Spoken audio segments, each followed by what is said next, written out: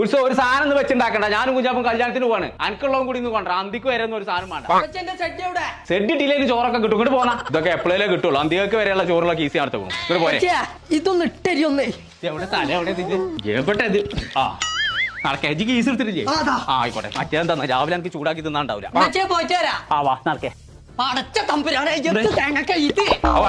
കൊണ്ട് പറയിപ്പിച്ചാനായിട്ട് അവിടെ വലിയ വലിയ ചിക്കന്റെ പീസൊക്കെ ഉണ്ടാവും. പറ്റി കുറച്ച് തിന്നാലും ഇറച്ചി അല്ലോ പക്ഷെ കുറച്ച് കുടിച്ചാൽ മതി. ഇറച്ചി നല്ല നീച്ച് പോന്നത് വമ്പ സെറ്റപ്പാണല്ലോ.